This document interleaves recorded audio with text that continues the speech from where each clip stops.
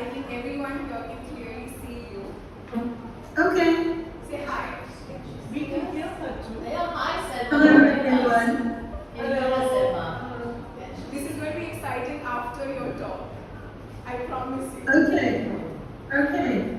Thank you everyone present here for coming on a Sunday to the museum. It means a lot to me. I've been in touch with a few of you, and it really means a lot to me that you've taken the time out and come here. Selma honestly needs no introduction, but I will do my due diligence. Selma is the author of the novel Sisterhood of Swans and 3 non-fiction books which document the Goan presence in colonial East Africa. She headed the Oral Histories of British Goans project from 2011 to 2014, funded by the Heritage Lottery Fund UK and deposited at the British Museum. The research on the Goan diaspora is widely cited, and recently she presented her findings at the Crossings, which is a memory and heritage conference held in Zanzibar. So let's delve into the presentation, Selma. I'm going to project the presentation. If you have anything that you'd like to say before we delve into the presentation. Okay. Yes, sorry, it's only because I can't see you. But welcome everybody. Good morning for you. For me, it's still dark outside and pretty cold, but coming up to midday for you. And I just want to say that the presentation is 30 minutes long. So unlike Radhikar, I'm not going to go on and on. And if you find yourself getting bored, just say to yourself, okay, I've just got to stomach 30 more minutes of this rubbish. There's a chuckle in the audience. Okay. Should I continue or? Okay. So I want to very briefly tell everyone how this came about.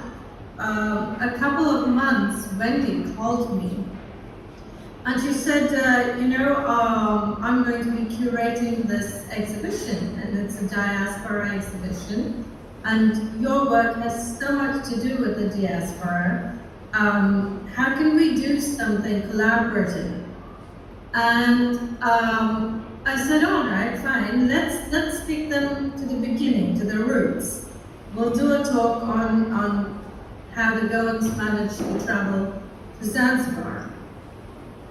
And that's how this talk came about. And I've had the opportunity to see the exhibition online, and it really is a wonderful exhibition.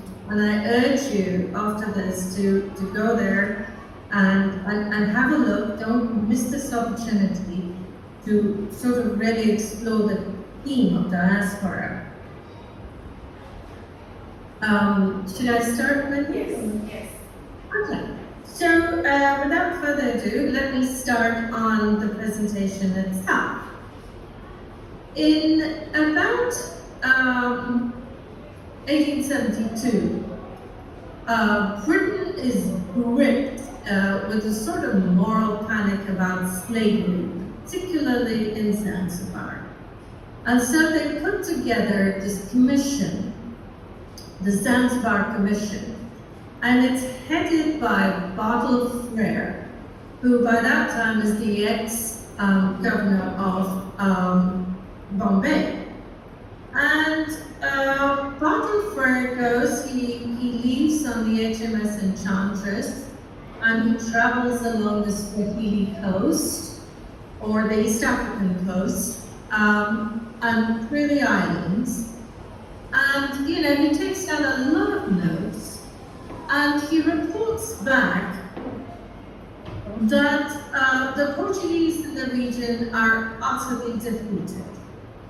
And the one person he came across who had anything to do with the Portuguese was this person selling alcohol in Bagamoyo, which is just across from Zanzibar on the mainland. And he says this person was from Goan. And he had followed the fortunes of Sultan Waqi.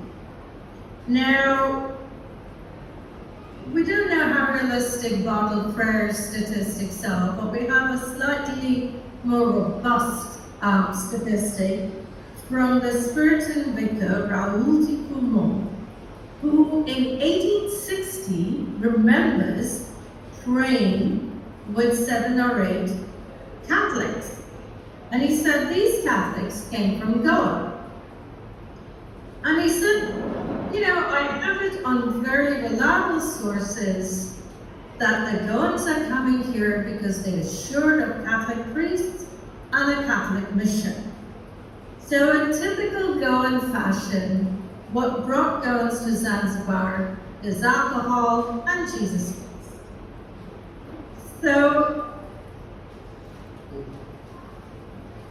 I'm just going to check my slide. So, the Goans started arriving in around 1860. And this is where they would land, on Landing Beach. And just about 5 minutes, or 5 to 7 minute walk from Landing Beach is where they started settling down. Next slide. And this place came to be known as Portuguese Street. Now, when Goans wrote off the street in Portuguese, they wrote it as Rua dos Portuguese. And what this translates to is street of the Portuguese. And so the street came to be known as Portuguese Street because Goans were settling on it. And in those days, Goans were known as Portuguese. Mostly they were known as Portuguese half-breeds and Portuguese half-castes.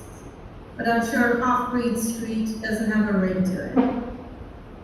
In September, when Portugal used to celebrate the birth anniversary of its monarch, this street would be beautifully lit up by Chinese lanterns.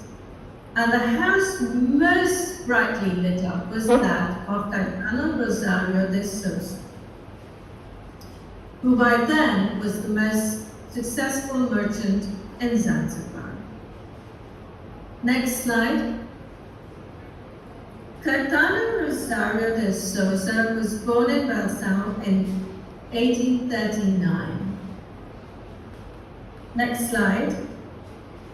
Now, if you go to the Balsão cemetery, there's a fairly good documentation of an early migration to East Africa.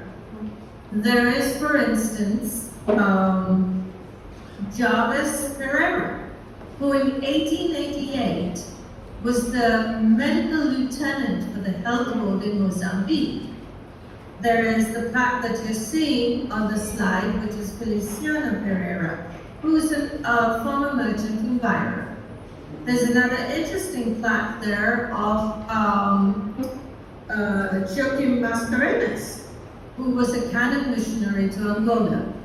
So there's a pretty solid documentation of migration to Portuguese East Africa.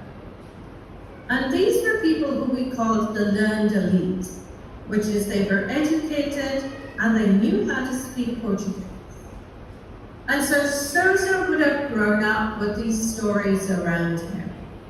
But what possessed this man, this young man in his 20s, to travel not to Portuguese East Africa, but instead to Zanzibar? We don't know that, except perhaps that Zanzibar was already, the British in Zanzibar were already in the ascendancy. Next slide. So, along with Sousa, around all through the 1860s, we find a trickle of Goans coming. And when they arrive, what do they find? The slave trade is very much in evidence. Another wholesale trades are ivory, gum, spices, and to their credit, they don't engage in any of these slightly dubious trades, which are all in some way connected to slavery. What they do is they set up small shops. They set up along Portuguese Street, and they open up bakeries and butcheries, which are absolutely essential to the ships docked at the port nearby. They open up alcohol stores, provision stores, soda factories, and later tailoring outfits. Next slide. And this is how Portuguese Street looks today. And you can still see how narrow it is and the sort of windows and doors that would have opened up on the street. And these would have been the shops that they operated from. Next slide. Now there's absolutely no evidence of the Goan presence on Portuguese Street today. It's no longer called Portuguese Street. And the only evidence that I could find was this one little sign, who's probably Luis running this Indian Goan restaurant. Next slide. But this is where Sousa, the other Sousa, you can see his store right there. These are the narrow roads that Goan started opening up their shops. And Ciudad Sousa immediately becomes, that's Cardano Rosario, immediately becomes quite prominent in Zanzibar. He starts catering to the ships docked nearby. Next slide. And you can see on this ledger, which is a ship ledger, the amount of money that's owed to de Sousa. Next slide. And you can see the sort of goods that he eventually comes to sell, which is sort of a luxury good, the crockery, the cutlery, fancy goods, stationery, toiletries, cigarettes, medicines, that sort of thing. But his main business, next slide, are the caravans, the expeditions starting out from Zanzibar and going into the interior. And you can see in this photo what a typical caravan looked like, with indigenous Africans making up the porters. And there would be in each caravan about at least 500 of them. And onto your right, you will see a man who's a Goan clerk. And these Goan clerks used to disperse the money. Sometimes they would travel with these expeditions just to take care of the accounting as well. And Frederick Jackson, the British administrator, remembers that anyone who was anyone would stop over at Big Sousa's to stock up.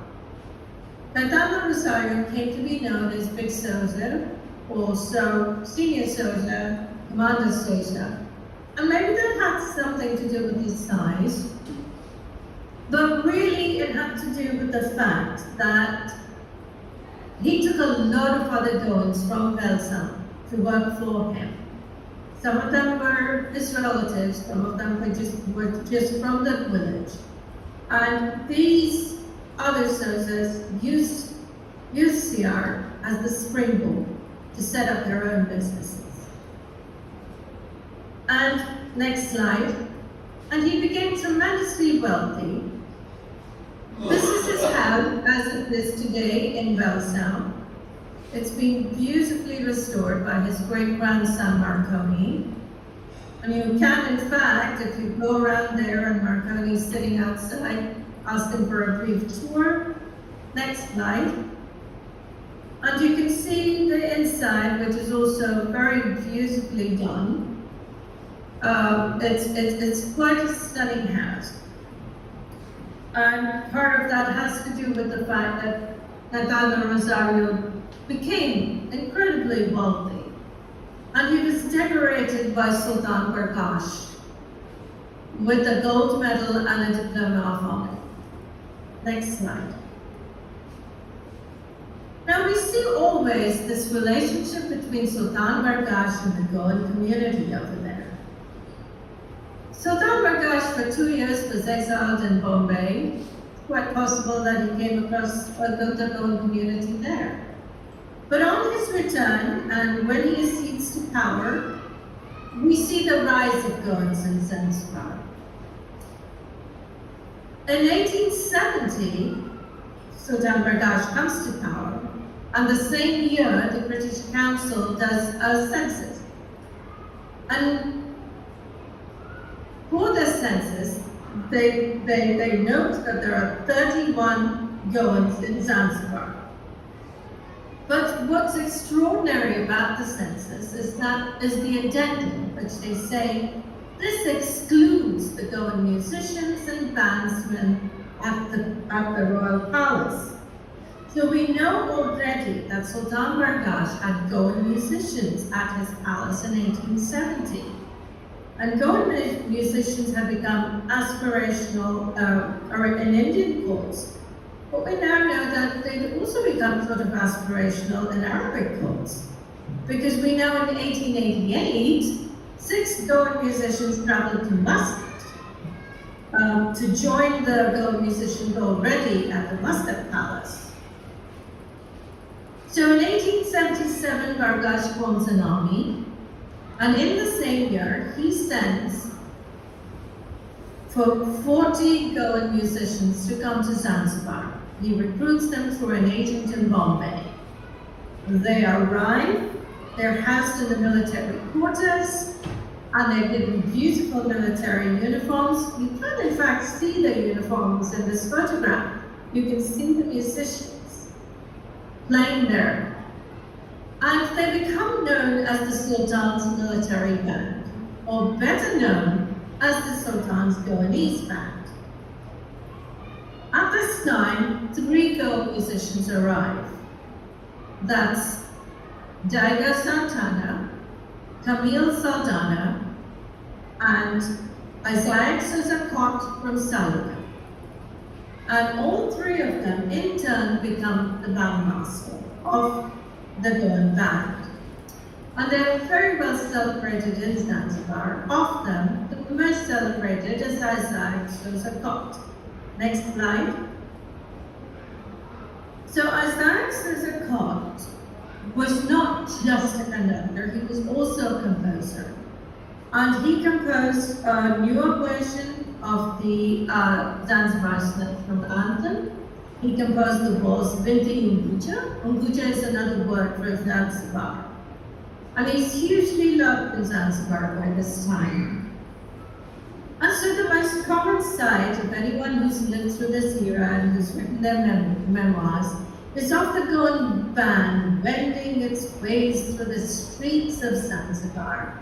You know, they're everywhere. They announce the Sultan's arrival, they play for weddings, they're at funerals, they're at dances, they're sent to Mombasa if they're needed there.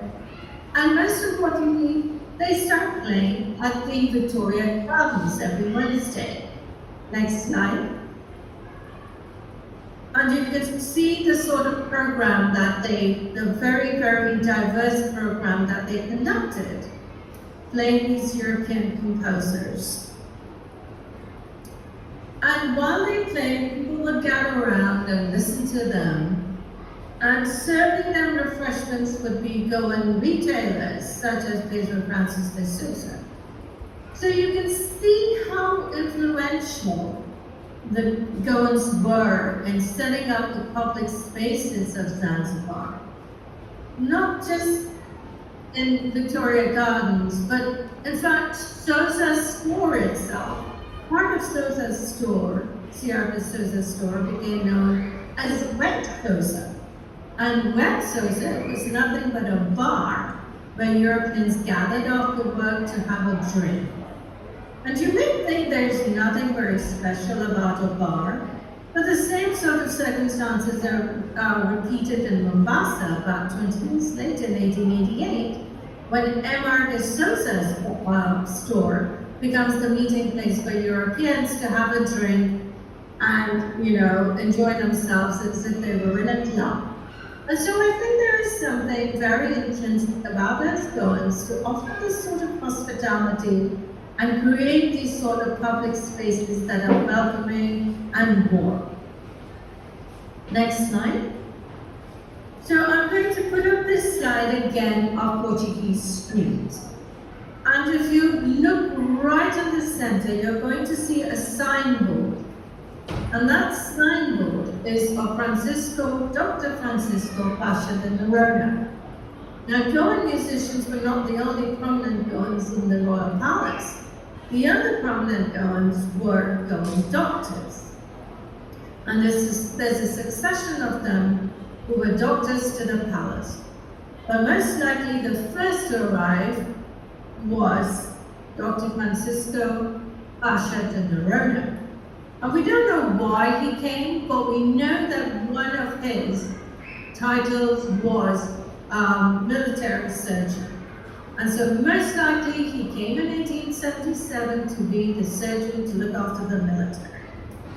Now Pasha de Noronha had a skill which Bargash valued, and it had nothing to do with his medical expertise.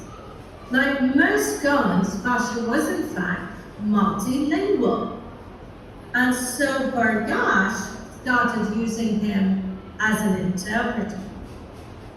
And we know for sure that he interpreted for Bargash between Bargash and the governor of Mozambique. And this would have been Portuguese to Swahili.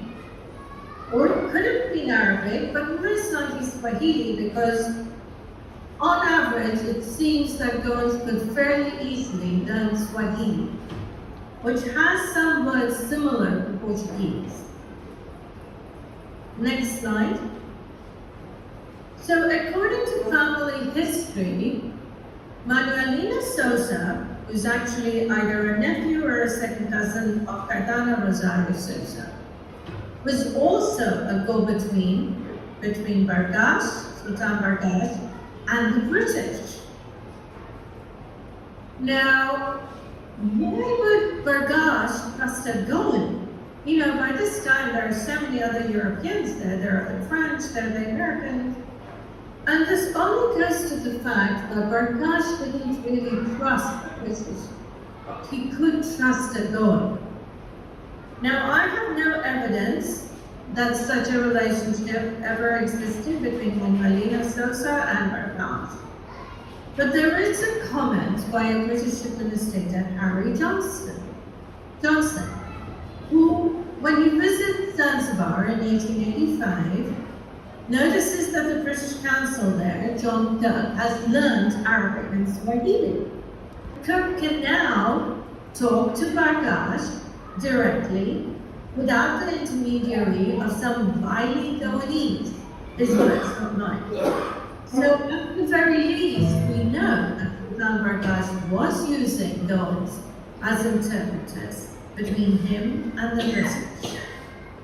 Now again, according to family history, it's Bargash who encourages Manuelina to set up his own business, which Manuelina does. He partners with Felix Dias, and together they form Souza Jr. and Dias. And Souza Jr. and Dias go on to become a retail and real estate empire in East Africa. It's still very well known in East Africa, although our history is not so well known in Goa itself.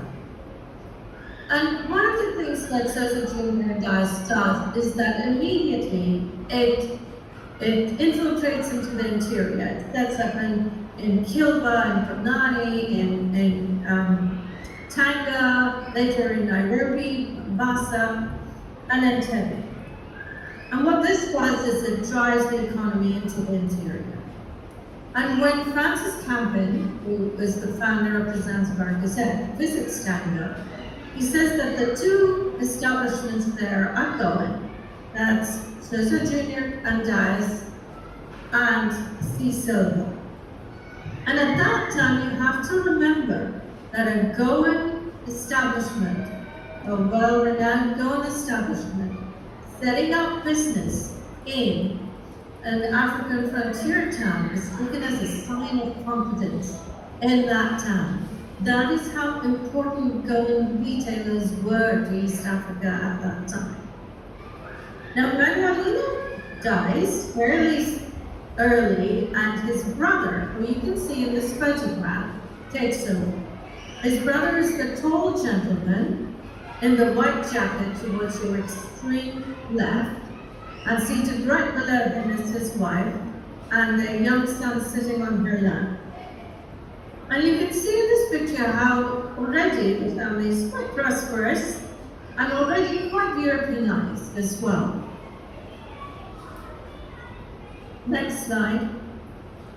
So coming back to the Zanzibar Gazette, the Zanzibar Gazette was set up in 1892 by Francis Campion. And what is forgotten today, or possibly not even known, is that it was set up with Goan support. Because who were the advertisers pledging their advertising money? It was Goan retailers, and one of them was Sosa Jr. and Dias. Now, as soon as it was set up, the British announced that the paper would become their mouthpiece. All official announcements would be made through the Zanzibar Gazette. But also, the Portuguese announced that they'd be making their announcements in the Gazette. And who was the Portuguese council at this time? It was none other than Dr. Augusto Braz de Souza from Portugal. And he was an Asian who had been appointed as Vice Consul for Portugal, possibly the first Asian who assumed this position, especially in British East Africa. And you can see him in this picture, you can see the only Asian in this picture on your extreme right. And can you imagine what it must be to be Asian and to have to hold your own amongst your European counterparts? But you also have to remember that men of the caliber of Augusto Braz de Souza thought of themselves as Portuguese. And how they were perceived, we don't know, but they certainly were equal at that table of negotiation. Next slide. So as soon as the Zanzibar Gazette is set up, in December of 1892, the Zanzibar Gazette recruits all the way from Goan a practical manager, Jean Simão Figueiredo. He's the first man from Figueiredo, Vardo, and Guirem to leave for East Africa. How is it possible that the Zanzibar Gazette in Zanzibar recruits a man all the way from Goa? Now, we don't know how this recruitment came about, but I know that Jean Simão Figueiredo married Preciosa, and you can see her in the picture, that's his wife. And Preciosa was the daughter of Ellen de Souza, that's Luis Miguel de Souza, who is a very well-established businessman in East Africa, advertising with the Zanzibar Gazette. And it's quite possible that Luis Miguel might have said, look here, I know this young man, he's a very good man, give him a try. Once Joshua takes over as the Zanzibar Gazette manager, he's not the editor, he's the manager, he manages the recruitment, he manages every practical aspect of it. He becomes the backbone of the Zanzibar Gazette. And again, can you imagine this Asian man living at the height of empire with all its racialized hierarchies, and he's holding such a high position.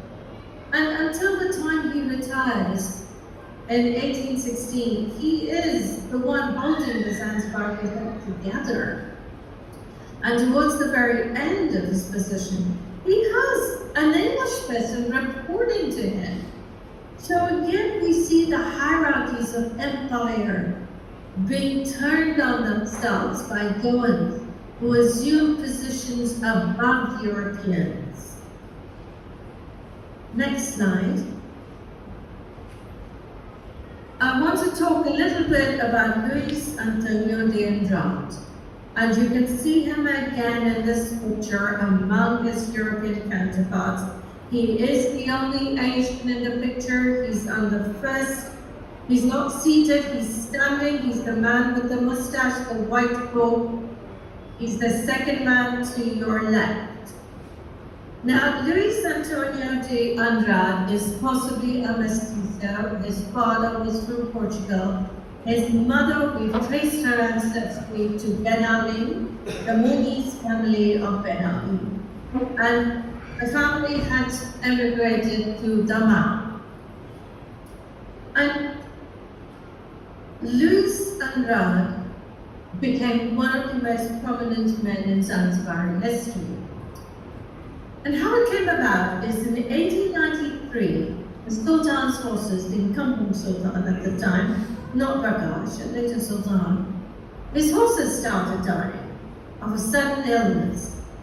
And he's all in a fluster, and he's, he wants to recruit a veterinary surgeon from Bombay. He's willing to pay all his expenses and he'll have them over. But Luis Andrade, who's already operating in Zanzibar, starts treating the horses with quinine. And he's quite successful at that. And he becomes the Royal Palace's veterinary surgeon. But he soon becomes so embedded in the Royal Palace. He's there in almost every field. He becomes the director of agriculture, he becomes the camp collector, and ultimately he becomes the district commissioner. And his designation is master of the horse. And master of the horse doesn't just mean and somehow involved with horses. It's actually a designation which means close counsel to royalty. And to give you an idea of how important this man became in Zanzibar, his wedding in 1900 to Louisa Quiros from Lisbon was the wedding almost of the century in Zanzibar. It was like a royal wedding. And it's going to be described in great detail in the book that I'm working on. And the palace actually declared a 3-day holiday when he got married. And some of the things he introduced to Zanzibar include hatcheries, chicken hatcheries. He also imported, very curiously, 3 buffaloes from Goa into Zanzibar. And along with these 3 buffaloes came 3 farmhands to manage them. And it's reported that the buffaloes could only understand these 3 Goan farmhands, and possibly the farmhands were the only ones who could understand the buffaloes. And he put them to work, and he was quite determined to improve the agricultural productivity in Zanzibar. I want to dwell very briefly on Domingos Baptiste Pereira as well. You can see him in this picture and his family, and you can see how Europeanized they are. He's another very, very influential Goan merchant. He was a contemporary. He came shortly after Sierra de Sousa in 1869, started as a clerk, and then set up his own Korean butchery. And from there on, he grew extraordinarily rich. He had his own ship, which was the SS Kamali. He had his own hotels, and he owned at least 5 houses in Zanzibar. Now, I can't conclude, next slide. I can't conclude this presentation without talking a little bit about Eugenio Barreto. Eugenio's family has a very illustrious history in Goa. His father, Raimundo Barreto, was the composer of the hymn Francis Xavier, St. Francis Xavier. And Eugenio was seconded from the Indian Civil Service to Zanzibar in 1899. And you have to understand that, again, this is a very, very British sort of domain in Zanzibar. The post office wasn't even properly set up until 1904. So he's arrived into absolute chaos. And possibly Eugenio is the one who's setting it up. And when his boss, Thomas Remington, is promoted to the Post General for East Africa, Eugenio Barreto assumes this very, very important position, that of postmaster in Zanzibar. Now, I don't have time to go into all the many, many influences that Goans had in Zanzibar, the tremendously influential history that they had there. Hopefully that's all coming in a book. But I want to leave you with this one nugget of information, which is, if you go to Zanzibar today, and the tour guide takes you around, and you come to St. Joseph's Cathedral, the tour guide will tell you that it was built by French missionaries. What the tour guide won't tell you is the very, very interwoven history that this cathedral has with Goans. And in fact, it was built by the finances subscribed by Goan merchants and others to build it. And yes, it was French missionaries through whom it was built, but it was Goans financing it.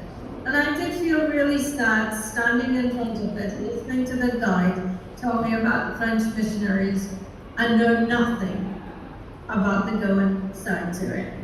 And I want to conclude by saying that 19th century Zanzibar became a real experiment because you had three powerhouses. You had the Sultanate, you had the British on one side, who were not always powerful enough to control the Sultan. And on the other side, you had Asian, that is Indian, and Goan businessmen and other sources of power. And because the Sultan allowed more Europeans to rise to power, you see the blueprint. You see the blueprint of how actual future multicultural societies will come to operate through collaboration and consultation. And that brings me to the end of my presentation. Thank you.